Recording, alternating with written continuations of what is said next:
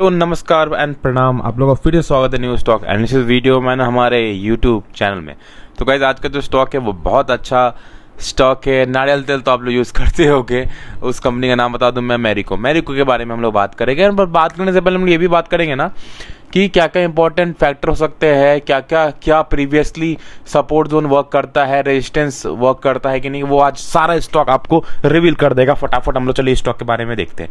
अभी देखो लो, weekly time frame open है। अगर आप लोग चार्ट यहाँ से 4 अक्टूबर 2021 से देखोगे तो स्टॉक में आप लोग क्या दिखेगा, स्टॉक में दिखेगा कि स्टॉक भाई रेजिस्टेंस लिया, रेजिस्टेंस लिया कि नहीं लिया, 2 बार लिया। आप लोग देख रहे हो, लिया, झूठ मत बोलना।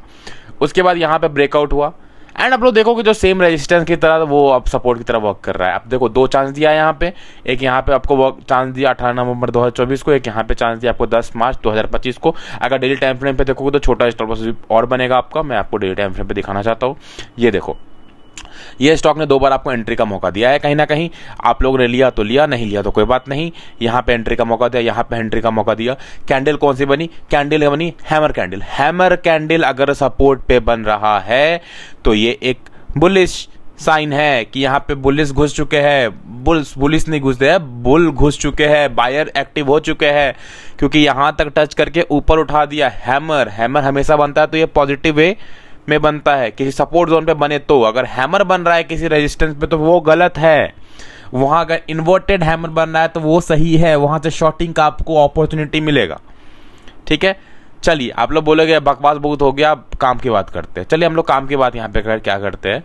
अब हम लोग बात करते हैं कि भाई क्या स्टॉक फिर से अपना को एंट्री का मौका दे रहा है कि नहीं दे रहा है, तो उससे बात करते हैं। चलिए देखिए, यहाँ पे अगर देखोगे तो यहाँ पे एक माइनर रेजिस्टेंस था। ठीक है, एक यहाँ पे माइनर रेजिस्टेंस था जिसको स्टॉक ने ब्रेक किया। माइनर रेजिस्टेंस था, अगर देखोगे यहाँ पे तो यहाँ पे कहीं टाइम स्पेंड करके यहीं से एक सेलिंग आई एंड स्टॉक ने यहाँ से ब्रेकआउट दिया। अब हम लोग बात करें कि भाई एंट्री कैसा रह सकता है हम लोग का इस स्टॉक में। ठीक है, एंट्री कैसा रह सकता है वो बात करेंगे। अगर हम लोग वीकली टाइम फ्रेम पे आएंगे, चलिए वीकली टाइम फ्रेम पे आएंगे तो आप लोग यहाँ पे साफ साफ दिख रहा होगा कि यहाँ पे ब्रेकआउट मिल चुका है हम लोग को। ठीक है, यहाँ पे जो हमारा एक छोटा सा रेजिस्टेंस जोन जो मार्क किया था मैंने, ये वाली नहीं, इसके थोड़ा सा नीचे, हाँ, ये काइंड ऑफ ब्रेकआउट देखने को हम लोग को मिल चुका है। अब वॉल्यूम भी नीचे बढ़िया है। अब हमारा एंट्री क्या रहेगा, एंट्री के हम लोग को फिर से 1 डे का टाइम फ्रेम पे आना पड़ेगा। एंट्री के लिए क्या कर सकते हैं हम लोग, एंट्री के लिए अगर इसका हाई ब्रेक होता है, इस कैंडल का 661 का कैंडल का हाई, इस कैंडल का हाई ब्रेक होता है जो कि 661 है। अब मैं क्यों बोल रहा हूँ इस कैंडल का हाई, क्योंकि देखोगे तो ये क्या है, इन्वर्टेड हैमर है। तो इन्वर्टेड हैमर बनता है तो मतलब क्या होता है, ये एक सेलर कैंडल है। मतलब बायर्स ने ऊपर ले जाने का कोशिश किया बट वापस रिवर्स कर दिया गया ऊपर से। तो अगर इस यहाँ पे बहुत सारे लोगों का स्टॉप लॉस लगा होगा, तो अगर इसका हाई ब्रेक होता है, 2-3 मिनट क्लोज होता है ऊपर, तो यहाँ पे आप लोग एंट्री बना तो हमारी एंट्री मतलब बन सकती है। मैं अपना एंट्री ऐसा बनाऊंगा, आप लोगों को बाय एंड सेल का रिकमेंडेशन नहीं है। स्टॉप लॉस जो रहेगा आपका प्रीवियस कैंडल का लो रहेगा, जो कि पड़ रहा है आपको 26 पॉइंट का, जो कि 4 पॉइंट का स्टॉप लॉस है। ठीक है, 4 पॉइंट का स्टॉप लॉस है।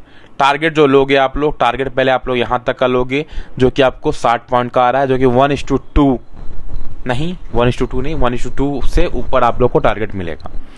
ये है। अब बात रहा भाई दूसरा, अब देखो निफ्टी 50 देखोगे तो थोड़ा सा करेक्टिव वे में है, क्योंकि लगातार 6 डेज हम लोग को गैप अप देखने को मिला। एफआईएस की दवा की बाइंग हुई, अभी थोड़ा सा करेक्ट हो रहा है। अब चांसेस क्या है यहाँ पे कि स्टॉक ये फिर से ट्राई कर सकता है कि थोड़ा बहुत नीचे आए एंड वापस इस सपोर्ट जोन पे कहीं आ सकता है। तो अगर आप लोग नोट डाउन कर लो, या बोर्ड एक आप लोग खरीद लो, बाजार में मिलता है या पेपर मिलता है, उसको चिपका के लिख लो आप लोग मैरिको का नाम, कि मैरिको अगर वापस से इस सपोर्ट जोन पे आता है एंड कहीं हैमर या बुल कैंडल, ग्रीन कैंडल बढ़िया मिलती है, उसके हाई पे हम लोग को एंट्री बनाना है एंड उसी के लो अपना स्टॉप लॉस रहेगा। ये आप लोग लिख लो, नहीं लिखोगे तो भाई आप लोग प्रॉफिटेबल कैसे होगे, मुझे नहीं पता कैसे होगे, क्योंकि मैं खुद लिखता हूँ, मेरा डायरी है, मेरा बोर्ड है, वहाँ पे मैं लिखते रहता हूँ, या फ़ोन में मैं अलार्म लगा के रखता हूँ किसी भी स्टॉक के बारे में।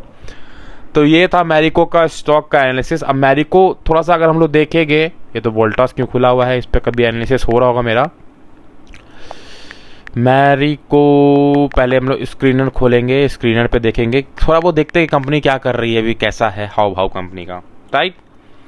क्योंकि टेक्निकल बता दिया मैंने आपको, फंडामेंटल में बताना चाहूँगा आपको थोड़ा सा। मैरिको ये क्या मैरिको लिमिटेड। अब देखो मैरिको लिमिटेड क्या है, मार्केट कैप 84,421, बढ़िया कंपनी है, कोई दिक्कत वाली बात नहीं है, एफएमसीजी में है, ठीक है, 25 कंट्री में इसका प्रेजेंस है। प्रोडक्ट पोर्टफोलियो अगर देखोगे तो यहाँ पे हम लोग देख नहीं सकते हैं क्योंकि इसको पैसा पे करना पड़ेगा। प्रोडक्ट पोर्टफोलियो है इसका अच्छा खासा है, बाद में बताएगी उसके बारे में। प्रॉस कॉन्स देख सकते हो आप लोग इसका, आप लोग भाई बंधु देख सकते हो, पतंजलि, अडानी, विल्मर, जो कि पूरा एफएमसीजी सेक्टर मतलब एफएमसीजी प्रोडक्ट में डील करता है। सेल्स देखोगे तो सेल्स हम लोग को बढ़िया दिखता हुआ आ रहा है, नेट प्रॉफिट भी बढ़िया दिखता हुआ आ रहा है। नेट प्रॉफिट में थोड़ा सा डिक्लाइन दिखा है अपने को, बट कोई बात नहीं, हम लोग टेक्निकल पे काम करते हैं, टेक्निकल में अगर ऐसा लाभ हमारा हिट होगा तो हम लोग निकल जाएंगे मार्केट से, ठीक है। यहाँ पे ओवरऑल देखोगे, अगर स्टैंड अलोन देखोगे तो काफ़ी अच्छा प्रॉफिट भी है, काफ़ी अच्छा सेल्स भी हम लोग को देखने को मिल रहा है। एंड शेयर होल्डिंग पैटर्न्स में देखोगे तो प्रमोटर्स का होल्डिंग थोड़ा सा डिक्रीज होता हुआ दिख रहा है हम लोग को, साल दर साल मार्च 2022 से घटता हुआ दिख रहा है, बढ़ता हुआ दिख रहा है, घटता हुआ दिख रहा है, फिर बढ़ा फिर घटा, इस टाइप का दिख रहा है। डीआईएस का होल्डिंग बढ़ा है, एफआईएस का होल्डिंग हमारा यहाँ पे डिक्रीज हुआ है क्योंकि एफआईएस तो बेच ही रहा है लगातार, कोई बड़ी बात नहीं इसमें।